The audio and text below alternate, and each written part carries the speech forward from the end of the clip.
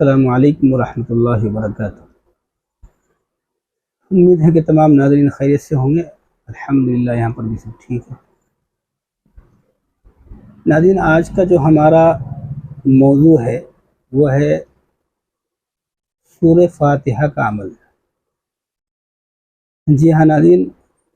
اب تک ہم جو بتلا رہے تھے وہ جسمانی مرض کے تعلق سے،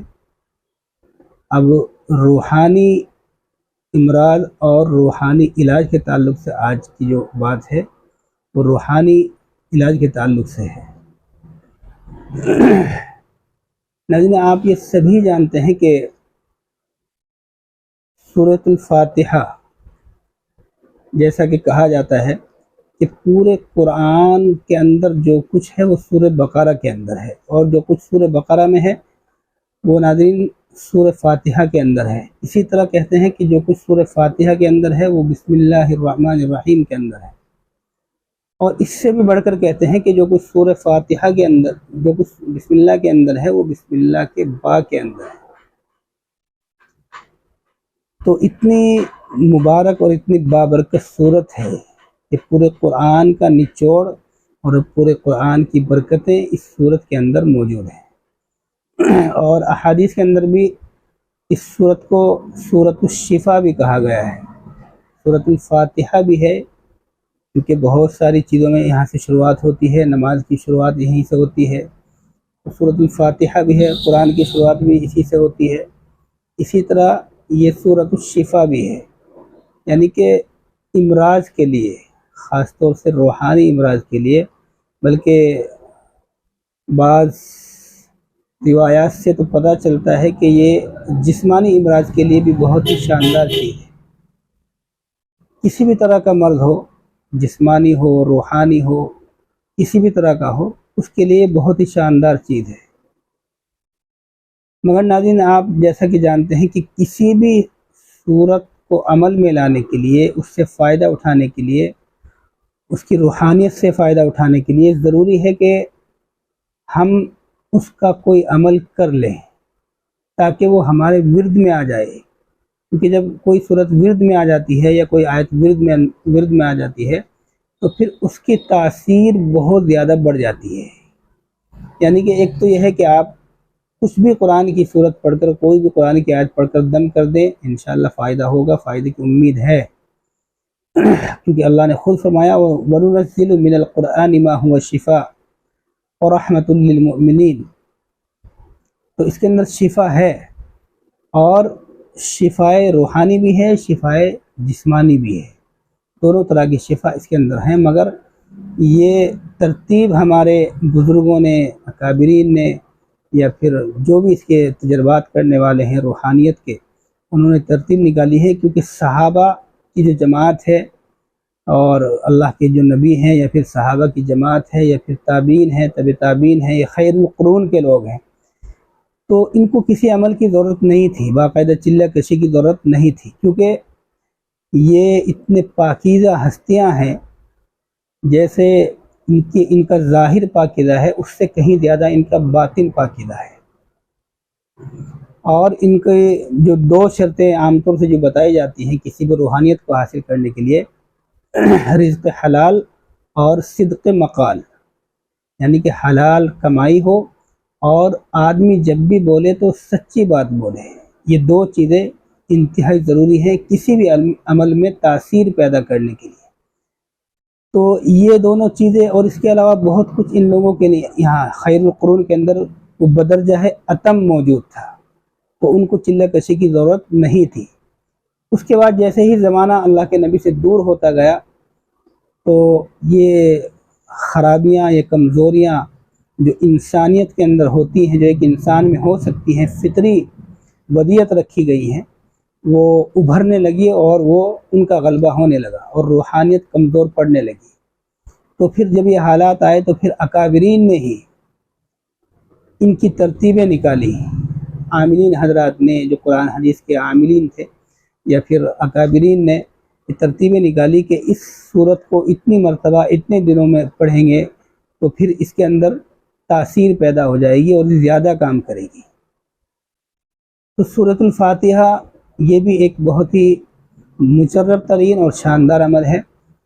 اور بہت آسان ترین بھی ہے۔ تو سب سے پہلے وہی بات یاد رکھیں کہ جو بھی اس عمل کو کرے تو 2 چیزوں کا خاص خیال رکھے کہ وہ صدق مقال اور رزق حلال، اس کا خاص خیال رکھے، تو پھر انشاءاللہ اللہ کی ذات سے امید ہے کہ ہر عمل کے اندر تاثیر پیدا ہوگی، ضرور ہوگی، اور اس عمل سے بہت کچھ کام لیے جائیں گے اور لے رہے ہیں بہت سے لوگ، مگر یہ دونوں شرطیں ان کو پورا کرنا یہ انتہائی ضروری ہے۔ اور یہ عمل ایسا ہے کہ ہر گھر کے اندر یہ عمل ہونا چاہیے، ہر گھر کا ہر فرد یہ عمل کرے، عورتیں بھی کر لیں تو اور بہتر ہے، کیونکہ ہر وقت آدمی پریشانیوں کے اندر گھرا ہوا ہے، چاہے وہ مالی حالات ہیں، جسمانی حالات ہیں، روحانی حالات ہیں، بچوں کا بگاڑ ہے، کسی بھی طرح کی پریشانی ہے، یہ صورت ہر چیز میں کام کرتی ہے، ہر چیز کے لیے مجرب ترین ہے۔ تو اس لیے ہر شخص ہر گھر میں اس عمل کو کر لے تو پھر زیادہ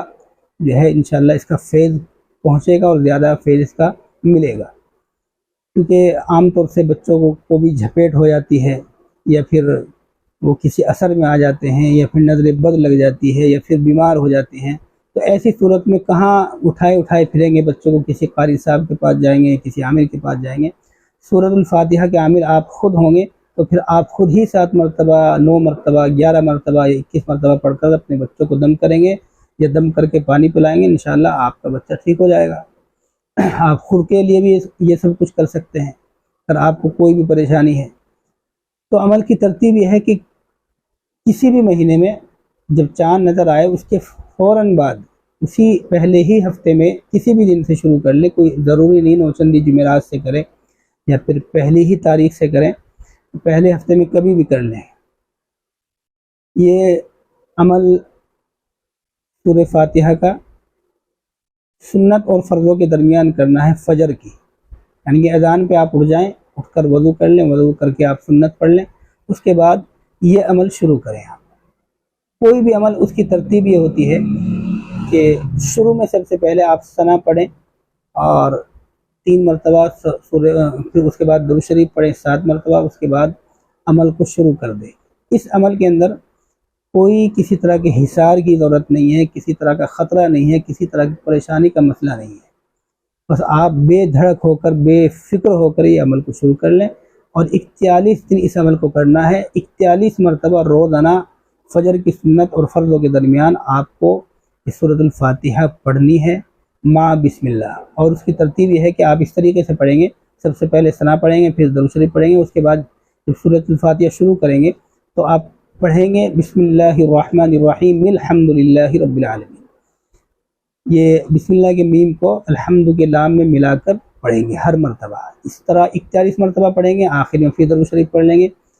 یہ 41 دن آپ کریں گے تو آپ کا ایک عمل مکمل ہو جائے گا۔ آپ اس کو پھر ورد میں رکھیں گے، مستقل طور سے اس کو ورد میں رکھیں گے، 7 مرتبہ صبح شام پڑھتے رہیں، یا 11 مرتبہ یا 21 مرتبہ، تو اس کی جو روحانیت ہے وہ آپ کے معمولات میں رہے گی، آپ کے قبضے میں رہے گی، اور پھر آپ جس کو بھی جھاڑیں گے، دم کریں گے، پانی دم کر کے دیں گے، انشاءاللہ اس کو شفا ملے گی۔ تو اس طریقے سے ناظرین اس میں کوئی کسی طرح کا جلالی یا جمالی پرہیز نہیں ہے، کسی طرح کا، نہ کھانے کا، نہ بیوی کا، نہ کسی اور چیز کا، کچھ بھی آپ کھاتے رہیں پیتے رہیں، اس عمل کو پابندی سے جو وقت متعین کریں اس وقت متعینہ پر پڑھتے رہیں، جگہ بھی متعین ہو، وقت بھی متعین ہو تو زیادہ بہتر ہے، اور اگر نہیں ہو سکتا تو پھر ایک کپڑا لے لیں، اس پر بیٹھ کر کریں، جہاں بھی آپ جائیں اس کپڑے کو بچھا کر اس عمل کو کر لیں۔